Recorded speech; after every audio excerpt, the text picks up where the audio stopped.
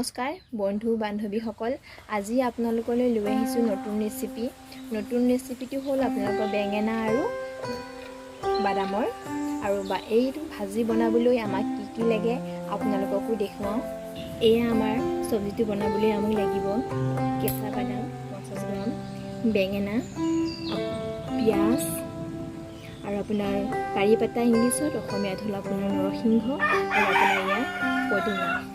মছলা লাগিব এই আপোনাৰ ৰেড চিলি পাউডাৰ, হালধি, নিমখ, পাঁচফোৰণ আৰু আদা নহৰু পেষ্ট আৰু শুকান জলকীয়া আৰু এই আপোনাৰ গৰম মছলা, এয়া খোৱা তেল। এতিয়া আমি বেঙেনাখিনি ধুনীয়াকৈ কাটি ল'ম। যেনেকুৱা আপোনালোকে বিচাৰে তেনেকৈ ধৰণে আপোনালোকে কাটি ল'ব পাৰে। এয়া মই বেঙেনাখিনি কাটি ধুনীয়াকৈ পিচ কৰি ল'লোঁ আৰু মই পিঁয়াজখিনিও কাটি ল'লোঁ। এয়া মই কেৰাহী বহাই দিছোঁ। ইয়াত মই অলপকৈ মিঠাতেল দিম। আমাৰ তেলখিনি গৰম হৈছে। এতিয়া আমাৰ ফ্লেমটো ল' কৰি দিব লাগিব আৰু ইয়াত আমাৰ বাদামখিনি দি দিব লাগিব।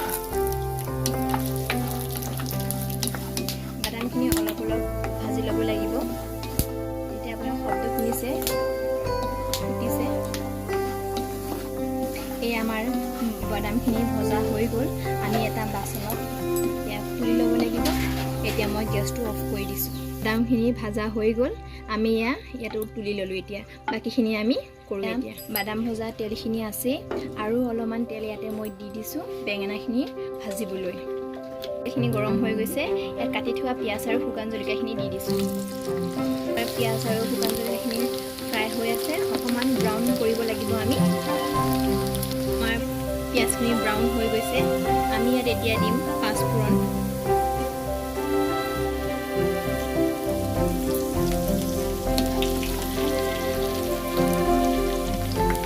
এতিয়া দিম আমি আদা আৰু নহৰু, আমি যিটো পেষ্ট বনাই থৈছিলোঁ গোটেইখিনি দিম। বেছি হ'ব অলপমান। মছলা ভজাখিনি হৈ গৈছে। আমি ইয়াত এতিয়া এই কাটি থোৱা বেঙেনাখিনি ইয়াতে দি দিম।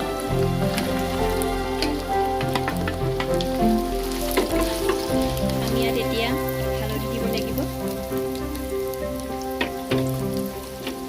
নিমখ,